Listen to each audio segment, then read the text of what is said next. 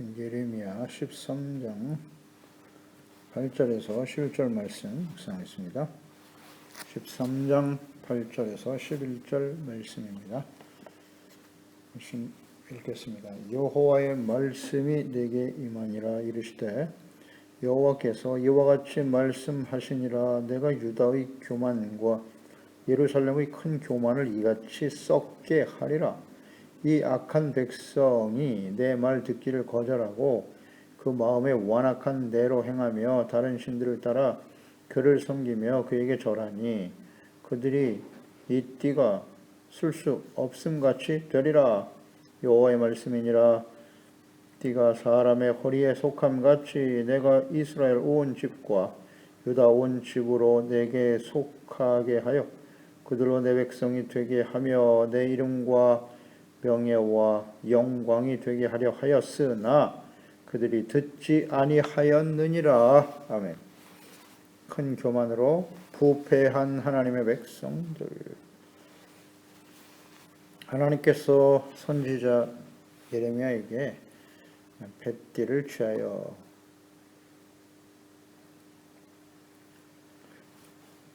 물가 바위에 숨겨라 하는 말씀을 하셨습니다. 명령을 하셨고 선지자는 순종했습니다. 이것이 무엇을 의미하는 것인가? 물속에서 꺼낸 뱃띠는 썩어서 쓸 수가 없게 되었죠. 그것이 당시에 하나님의 언약의 백성인 유다의 영적인 상태다 하는 것을 우리가 묵상하게 됩니다.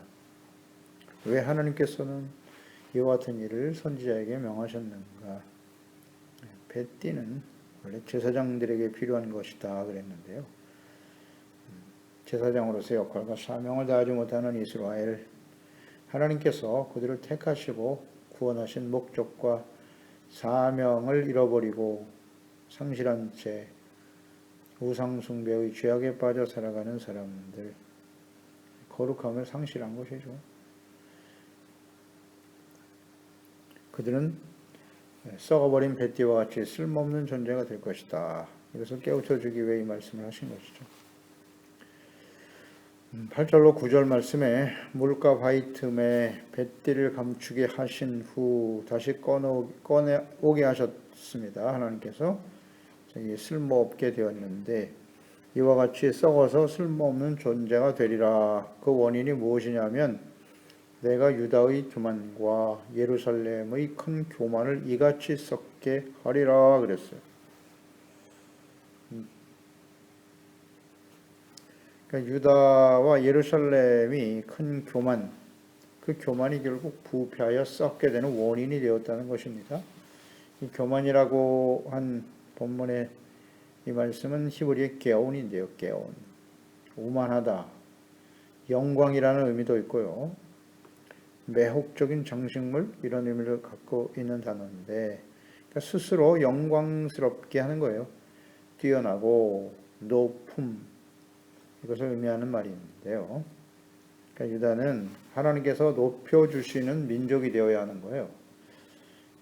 그러니까 영광의 하나님께서 그들과 함께 하시면서 그들은 하나님이 다스리시는 하나님의 백성, 의의 거룩한 백성이 되어질 때 영광스러워지는 것인데 영광의 하나님을 버리고 우상을 향해 달려가면서도 스스로 높아지고 스스로의 능력으로 자신을 구원하고 나라를 강건하게 하고 복을 누리며 살아갈 수 있다. 이것이 교만이죠. 이 교만은 죄악의 본질입니다. 스스로 높아지려고 하는 거예요. 그리고 아담과 하와가 에덴 동산에서 사탄의 유혹을 받을 때 이 교만이 죄악의 시작이고 본질이라는 증거죠. 창세기 3장 5절에 너희가 그것을 먹는 날에는 너희 눈이 밝아져 하나님과 같이 되어 선악을 알 줄 하나님이 아심이니라. 이 말씀은 너도 그 열매를 따먹으면 하나님처럼 될 수 있다는 말이고 내가 하나님처럼 될까 봐 먹지 말라고 하신 거야. 교만과 불신을 심어주는 거죠. 의심. 그래서 하나님처럼 되려고 하는 교만으로 유혹을 받은 하와는 그것을 따먹고 말이죠. 그러니까 이것은 모든 시대의 사람들에게 계속되는 사탄의 미혹입니다. 하나님 없이 스스로 높아지려고 하는 생각. 이것이 교만이죠. 잠언서 16장 18절에 교만은 패망의 선봉이요 거만한 마음은 넘어짐의 앞잡이니라. 하나님의 사람 다윗은 복 있는 사람이 누구냐? 시편 1편 1절이죠. 누가 복 있는 사람이냐?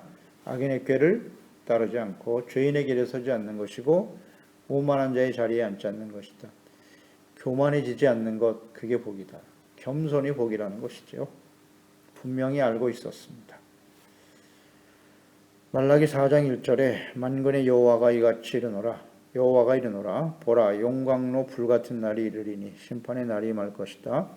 교만한 자와 악을 행하는 자는 다 지푸라기 같을 것이라. 그 이르는 날에 그들을 살라 그 뿌리와 가지를 남기지 아니할 것이로되 그랬어요. 하나님 말씀하셨죠. 용광로 불과 같은 날이 임한다. 심판의 날에 대상이 누구다? 교만한 자와 악을 행하는 자. 간단하게 요약하셨네요. 교만한 자요. 심판의 대상이 되는 거예요. 그런데 지금 유다 언약의 백성, 하나님의 백성들이 어떻게 됐다? 교만한 자라는 겁니다.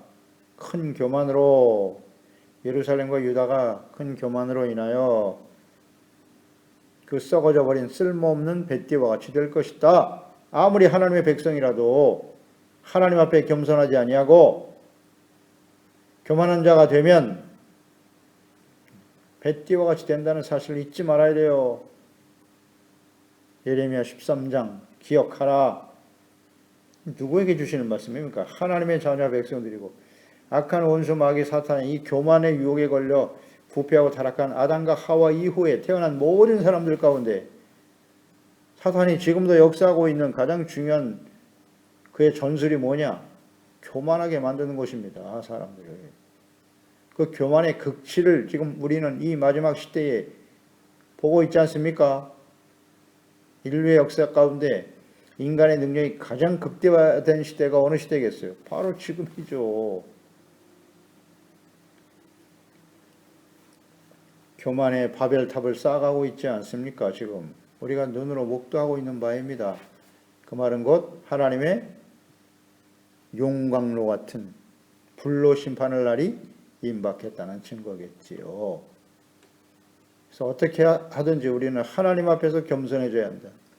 겸손할 수 있는 방법은 딱 하나밖에 없어요. 사람들과 비교하지 말고 하나님 앞에서 자기 자신의 죄악된 모습, 교만하고 어리석은 모습을 발견하라. 그게 겸손입니다. 그리고 그 앞에서 정직하고 솔직하게 진실한 마음으로 죄를 깨닫고 돌이키는 것, 그게 겸손이에요. 그게 사는 길입니다. 심령이 가난한 자는 복이 있나니 천국이 저희 것입니다. 겸손하지 않으면 하나님의 나라에 설 수 없습니다. 베드로전서 5장 5절에 하나님은 교만한 자를 대적하시되 겸손한 자에게는 은혜를 주시느니라. 은혜를 주신다는 것이 무슨 뜻입니까? 구원입니다. 우리에게 주어지는 구원이 은혜로 주시는 선물이잖아요. 구원은 은혜로 받는 것이다. 은혜로 구원받은 것을 계속 유지하며 하나님 앞에 서게 되는 거잖아요. 이게 다 은혜로 되는 일이라는 걸 잊지 말아야 돼요. 인간의 수고와 노력으로 자신의 능력으로 구원에 이를 수 있습니까? 사탄은 그럴 수 있다고 끊임없이 우리에게 속삭이는 겁니다. 내 자신의 능력을 극대화시켜 하나님보다 너의 능력이 인간의 지혜와 능력과 그것으로 너의 삶을 구원해야지 행복하게 만들 수 있어. 끊임없이 유혹하잖아요. 여기에 다 넘어가는 겁니다. 누가? 하나님의 자녀와 백성들이. 은혜로 구원받은 하나님의 자녀들이 이 유혹에 빠져서 교만해서 망하는 겁니다. 간단해요. 용광로 불의 대상이 누구다? 교만한 자와 악을 행하는 자다. 교만이 우상의 본질입니다. 교만의 중심은 자기 자신이잖아요. 자기 중심으로 자신의 능력으로 내 영광과 나의 유익을 위하여 자기를 위하여 이게 다 우상이다. 그게 교만입니다. 어렵지 않아요. 교만 이퀄 우상숭배. 그 중심에 자신이 있다. 하나님보다는 자신이 더 중요한 거. 왜 이렇게 교만해집니까? 교만한 자의 그 특성이 뭐냐? 하나님의 말씀 듣기를 싫어하더라는 거죠. 싫어하다. 그 10절에 나와 있죠. 이 악한 백성이 내 말 듣기를 거절하고 그 마음에 완악한 대로 행하며 다른 신들을 따라 그를 섬기며 이렇게 연결이 되죠. 그에게 절하게 되었다. 그들이 이 띠가 쓸 수 없음 같이 되어버렸다는 거죠. 교만한 자는 쓸모가 없다는 거예요. 하나님 앞에서 명심해야 합니다. 이 악한 백성이 그랬죠. 내 말 듣기를 거절하다. 교만한 사람 어떤 사람? 하나님의 말씀 듣기를 거절하는 사람. 그런 사람들의 마음의 상태는 어떻다? 교만, 완악한, 마음이 완악한 대로 행한다. 완악한 대로. 보세요. 이게 간단한 진리입니다. 아주 단순 명료한 진리예요. 진리는 예레미야 당시에 하나님의 백성들이나 예수님이 오셨을 때나 지금도 마찬가지고 사람이 존재하는 한 그 배후에서 끊임없이 악한 원수 마귀 사탄이 교만을 심어줘서 사람들을 부패하고 타락시키려고 하는 역사가 계속되는 한 이 말씀은 모든 시대의 사람들에게 적용이 된다. 특별히 이제 마지막 심판을 앞두고 있는 이때이기 때문에 더욱더 그러하겠죠. 말씀 듣기를 거절한다. 하나님 말씀 듣기를 싫어해요. 옛날부터 싫어했지만 옛날부터 싫어했죠. 그래서 하나님의 말씀이 완전히 사장된 시대, 그것이 이제 가톨릭의 시작이죠. 하나님의 교회, 그리스도인들이 부패하고 타락하고 정치와 야합하고 말이죠. 그때부터 하나님의 말씀이 사라졌어요. 그때 역사는 어떻습니까? 중세 어둠, 암흑의 시대를 지나게 되는 거예요. 말씀이 없어요. 그래서 16세기에 마틴 루터를 통해서 종교개혁, 종교개혁의 핵심 뭐죠? 말씀으로 돌아가, 성경으로 돌아가라입니다. 그래서 산업혁명에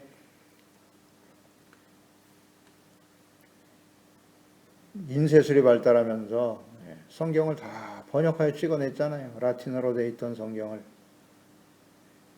독일어로 번역하고 모든 사람들이 다 읽을 수 있도록 말씀이 번역되기 시작하는 거죠. 그래서 말씀을 모든 하나님의 자녀들에게 읽을 수 있게 되었다. 이것이 종교개혁의 시작이죠. 말씀으로 돌아가자. 말씀을 읽기 시작하니까 죄가 깨달아지고 온전한 구원이 예수 그리스도 안에 있다는 사실을 알게 되는 것이죠. 말씀을 그렇게 해서 말씀이 이제 확산이 됐는데 사람들이 말씀 듣기를 좋아하느냐? 그렇지 않다. 여전히 마찬가지죠. 특히 오늘 이 시대에는 하도 성경을 가까이 하지 않고 말씀을 읽지 않으니까 정보통신 기술을 발전시켜서 이제 핸드폰 안에다 성경을 다 넣어주셨잖아요. 그냥 손가락 하나만 누르면 하나님의 말씀을 다 들을 수 있게 하셨잖아요. 언제 어디서든지.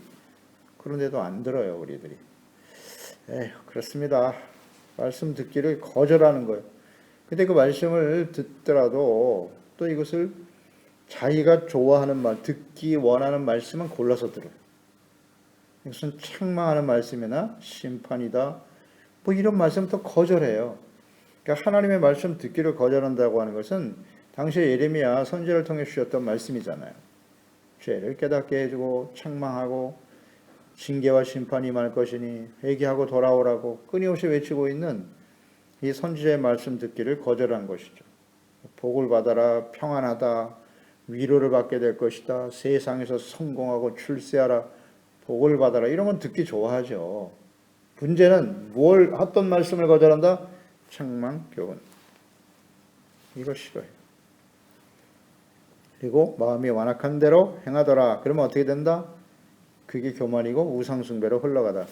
마음이 완악한 대로 행하며 다른 신을 따라 섬겼다. 너무나 자연스러운 연결입니다. 마음이 교만해지면 우상을 섬기게 돼요. 하나님 말씀을 듣기 싫어하니까 자기 자신이 자기가 신인 거예요. 내 생각대로 내가 옳다고 여기는 대로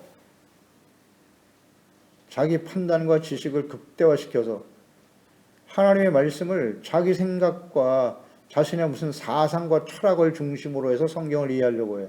얼마나 교만합니까? 성경 말씀이 어려운 말씀이 아닙니다. 다 자기가 쌓은 무슨 지식과 경험, 자신의 어떤 사상을 중심으로 해서 무슨 인간적인 이념을 중심으로 해서 성경을 이해하고 해석하려고 해요. 이런 것이 교만입니다. 교만. 성경을 있는 그대로 받아들이면 돼요. 읽고 그 말씀에 드러나는 우리의 죄악된 모습을 깨닫고 돌이키고. 절대 어렵지 않습니다. 하나님의 말씀은. 어린 아이들도 다 듣고 이해할 수 있게 하신 말씀이에요. 무슨 특별한 신학 공부를 해야만, 목사가 되어야만 하나님의 말씀을 똑바로 이해할 수 있나요? 아니요. 단 전제가 있겠죠. 하나님의 말씀과 성령으로 거듭나야만 한다. 그것은 하나님의 은혜로 되어지는 일이죠. 그러니까 하나님의 지혜와 계시 영신 성령으로 우리가 거듭나고 감동되면, 거듭난 하나님의 자녀가 되면 성경이 다 이해가 됩니다. 깨달아져요. 그러니까 성령으로 거듭나지 못한 상태에서 성경을 대하고 그런 사람들이 목사가 되고, 그러니 엉망진창인 겁니다. 자기가 옳다고 여기는 대로 자기 나름대로의 무슨 신학을 만들어서 성경을 난도질하려고 하는, 하나님의 말씀을 잘못 인간적인 해석하면 안 됩니다. 더하거나 빼면. 하나님께서 요한계시록 마지막 절에 나와 있지 않습니까? 이 요한계시록에 있는 심판을 그에게 더할 것이라고. 두려운 일입니다. 하나님의 말씀을 잘 있는 그대로 받아들이고, 그러니까 성령님의 인도하심과 깨닫게 하심이 매우 중요한 것입니다. 말씀을 전하는 종이 뭐 박사하기가 어떻고 그런 게 중요한 게, 그 사람이 진짜 말씀과 성령으로 거듭난 사람인가? 그런 성령님의 인도하심을 따라 성령의 열매를 맺고 있는가? 이게 또 훨씬 중요한 것입니다. 거짓 선지자들이 마지막 때는 난무할 테니까요. 그런 현상을 지금 우리가 보고 있습니다. 보고 있어요. 성령으로 거듭나면 절대 성경은 어려운 말씀이 아니에요. 자기들만 아는 무슨 특별한 능력이 있는 것처럼, 특별한 지식이 있는 것처럼, 무슨 특별한 특권이 있는 것처럼 말하고 강조하는 그것은 올바른 태도가 아닙니다. 언제나 겸손한 자세로, 그리고 하나님의 말씀을 듣기를 거절한다. 듣기를 좋아하니, 사람들이 듣기 싫어하니까 말씀을 전하는 죄종들도 사람들이 듣기 싫은 말은 안 해요. 책망, 심판, 회개하라, 죄를, 이런 거 얘기 안 합니다. 그건 이미 가짜라는 증거예요.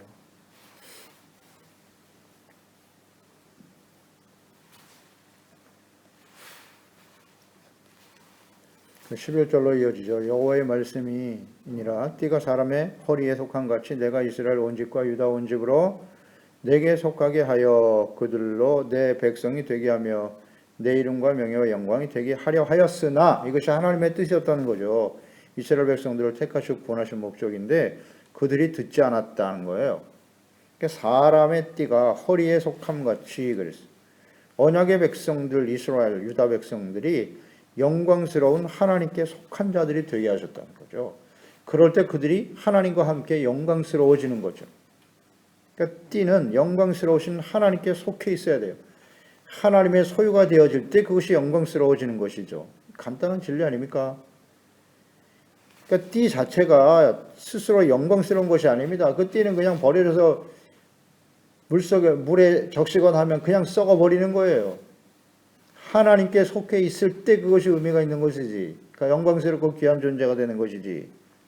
아무리 아름다운 배로 만든 띠라고 할지라도 하나님을 떠나 죄악의 물속에 있게 되면 부패하고 썩어 쓸모없는 물건이 되고 만다. 이게 진리 아닙니까? 하나님의 백성이 되어질 때, 하나님의 백성이 된다는 게 무슨 뜻입니까? 하나님의 다스림을 받는 하나님의 거룩한 백성이 그 말씀을 가지고 지켜 순종함으로써 의의 거룩한 백성으로, 또 끊임없이 말씀 앞에서 자신들의 죄를 깨닫고 회개하고 용서받고 시선받는, 용서받은 의잖아요. 겸손한 사람들이죠. 그런 사람들이. 그럴 때 하나님과 함께 그 이름과 명예와 영광이 되게 하시는 것이다.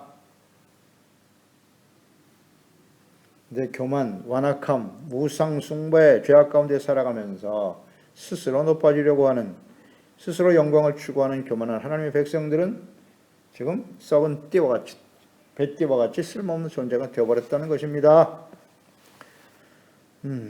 하나님께서 하나님의 백성들을 택하신 목적, 하나님의 뜻, 예수 그리스도 안에서 우리를 구원하신 하나님의 뜻, 목적, 신명기 26장 16절에 잘 나와 있어요. 오늘 내 하나님 여호와께서 이 규례와 법도를 행하라고 내게 명령하시나니, 명령입니다.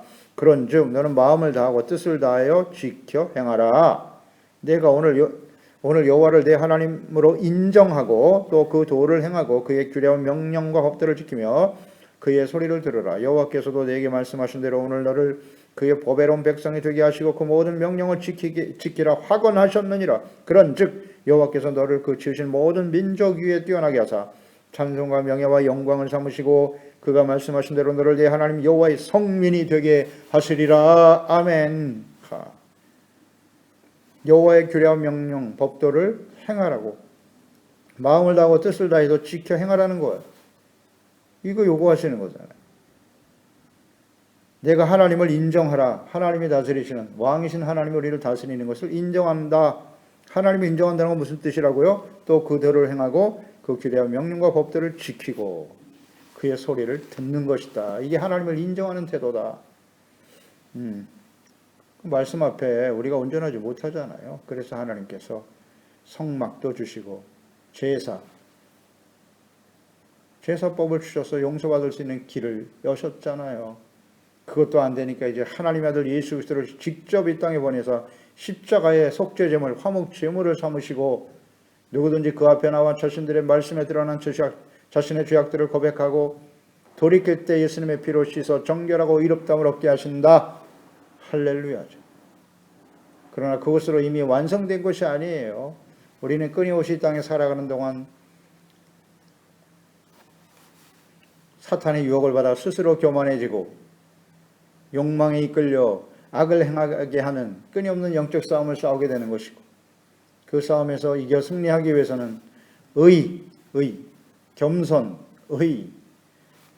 생명과 같은 것이죠. 이것을 어떻게 잘 지켜갈 것인가. 그래서 교회와 예배를 주신 것이고,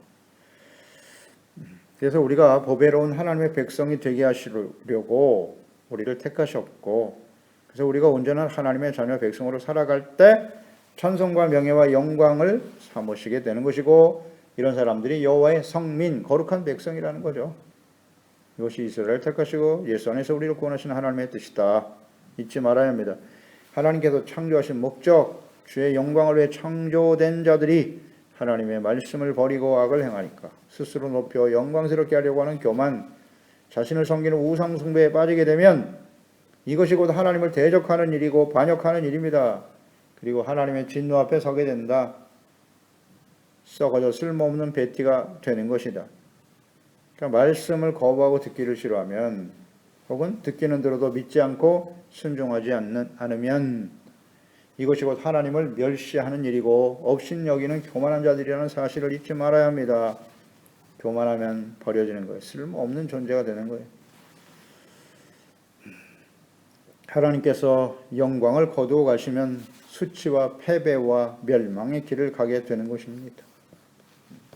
이것은 성경을 통해서 잘 깨우쳐 주시죠. 사무엘상 4장 3절 이하에 있는 말씀이죠. 엘리 제사장 시대죠. 엘리 제사장 시대 그 아들들이 아버지에 이어서 제사장을 사명을 감당하고 있었는데 악을 행하는 자들이었죠. 블레셋이 공격해 왔을 때 블레셋에 패하자 하나님에 있는 법궤, 하나님의 궤를 들고 나가 싸우면 이길 것이다. 어리석은 사람들이죠. 그래서 궤를 가지고 전쟁에 나갔는데 블레셋 사람들에게 그 법궤를 빼앗기고 말았어요. 그리고 완전히 패배하고 언약궤를 블레셋 이방인들에게 빼앗겼더라. 이 소식을 들었던 엘리 제사장은 나이가 들어 비대하고 우둔하였더라. 소식을 듣는 순간 떨어져 목이 부러져 죽었죠. 그때에 그의 아들인 비느하스의 아내가 아이를 출산하게 되었는데 그의 며느리인 비느하스의 아내가 임신하여 4장 19절이죠. 해산 때가 가까웠더니 하나님의 괴를 빼앗긴 것과 그의 시아버지와 남편이 죽은 소식을 듣고 갑자기 아파서 몸을 굽히려 해산하게 되는데 이르기를 여호와의 영광이 이스라엘에서 떠났다 하고 그 아이 이름을 이가봇이라고 하였다 그랬어요. 하나님의 영광이 이스라엘에서 떠났다. 그러니까 하나님의 괴가 빼앗겼고 그의 시아버지와 남편이 죽었기 때문이며 또 이르기를 하나님의 괴를 빼앗겼으므로 영광이 이스라엘에게서 떠났다 하였더라. 하나님의 괴를 잃어버렸다. 하나님의 임재하심이 떠났다는 거예요. 그 하나님의 괴 속에는 십계명 돌판이 들어있잖아요. 하나님의 율례와 명령을 지켜 행하지 아니하고 악을 행하니 하나님이 그들과 함께 할 수 없었고 하나님의 괴라도 빼앗기고 영광이 떠나버렸다. 하나님의 말씀을 떠나고 불순종하고 악을 행하면 하나님의 영광이 사라진다. 지켜 순종하는 하나님의 자녀, 거룩한 백성답게 살아가는 것이 너무 중요합니다. 그래서 하나님께서 산상수훈은 신명기와 같은 말씀이라고 했죠. 신약시대에 성도들이 반드시 지켜야 돼. 율법을 폐하러 오신 것이 아니라 완전하게 하려 하심이라고 말씀하신 예수님께서 율법에 나타난 하나님의 뜻을 자세히 풀어 설명하셨습니다. 그 말씀 모르면 안 됩니다. 마태복음 5장 16절에 이같이 너희 빛이 사람 앞에 비치게 하여 그들로 너희 착한 행실을 보고 하늘에 계신 너희 아버지께 영광을 돌리게 하라. 영광은 빛된 삶, 착한 행실이에요. 의의 거룩한 삶을 잘 말씀을 듣고 순종하는 삶이 착한 행실이겠죠. 그럴 때 영광이 나타나는 겁니다. 요한복음 15장 포도나무와 가지의 비유 아닙니까? 나는 포도나무다, 이런 가지다. 열매 맺는 가지가 있는가 하면 맺지 못하는 가지가 있다. 열매 맺지 못하는 가지는 잘려진다, 버려진다는 것이잖아요. 너희가 나를 떠나서는 아무것도 할 수 없다고 말씀하셨어요. 그러면서 7절 8절에 너희가 내 안에 거하고 내 말이 너희 안에 거하면 무엇이든지 원하는 대로 구하라. 그리하면 이루리라. 너희가 열매를 많이 맺으면 내 아버지께서 영광을 받으실 것이요 너희는 내 제자가 되리라. 예수님과 함께 맺는 열매는 어떤 것일까요? 예수님의 인격, 착함, 의로움, 진실함의 열매가 맺혀지겠죠. 사랑, 희락, 화평, 오래 참음, 자비, 양선, 충성, 온유, 절제 열매들이 맺혀지겠지요. 그럴 때 하나님이 영광을 받으신다. 영광이라고 하는 것은 내 스스로 자신의 능력을 극대화시키고 세상에서 이름을 날리고 그래서 얻어지는 게 아니라는 거죠. 하나님의 거룩한 하나님의 백성은 하나님의 말씀을 듣고 깨달아 순종하고 또 잘못을 인정하고 겸손히 돌이켜 하나님께로부터 용서받고 하나님과의 관계를 회복하고 교만이 아니라 겸손이 영광입니다. 어떻게 우리가 마지막 순간까지 이 은혜로 구원받은 하나님의 자로서 이 하나님의 겸손을 지켜갈 것인가? 이것이 우리에게 주어진 소중한 과제고 우리의 삶의 목적입니다. 겸손한 자에게 은혜를 주시고 그 은혜 받은 자들과 하나님이 함께 하시고 나의 영광이 아닌 하나님의 영광이 자연스럽게 나타나고 증거되게 하여 주시옵소서. 우리의 기도 제목이 되어야 할 것입니다. 기도하겠습니다. 하나님 아버지, 오늘도 주의 말씀을 우리가 묵상합니다. 하나님의 백성들이 어찌 썩어버린 뱃띠와 같이 쓸모없는 존재가 되었는고 교만 때문이라고 말씀하시네요. 그들은 어찌 이렇게 교만한 자들이 되었는고 하나님의 말씀을 듣기를 거절했다. 어떤 말씀이겠습니까? 그들의 죄를 책망하고 징계하시는 말씀, 심판과 회복에 대한 말씀이셨겠죠. 그러나 이 말씀을 그들은 전혀 듣기를 싫어했어요. 그러면 마음이 완악해지고 자기가 옳다고 여기는 대로 오직 자신의 유익만을 위해서 살아가게 되는데 그것이 교만이요 곧 우상 숭배로 이어지게 되더라. 우상은 하나님을 버리는 것입니다. 반역입니다. 하나님을 멸시하는 행위입니다. 교만한 자는 하나님이 반드시 대적하신다 하셨습니다. 겸손한 자에게 은혜를 주신다고 하셨는데요. 교만한 자는 쓸모없는 존재가 된다는 거 잊지 말고 우리가 어찌 하나님의 은혜로 구원받은 자들이 감히 교만하여 하나님을 버리고 스스로 영광을 추구하려고 하겠습니까? 세속적이고 썩어져 버릴 가치없는 그런 일들의 마음을 빼앗기며 살겠사옵나이까? 주여, 예수님 오시는 그날까지 우리가 인생 마감하는 그날까지 항상 하나님과 말씀 앞에 두렵고 떨리는 마음으로 겸손한 자세로 주님의 말씀을, 주님을 사랑하여 그 말씀을 가지고 지켜 행하며 의와 거룩함과 진실함, 성령의 아름다운 열매가 우리의 인격 속에 우리의 삶을 통해 나타나게 하사 우리를 통하여 모든 사람들이 하나님의 영광을 보게 하소서. 예수님의 이름으로 기도드리옵나이다. 아멘.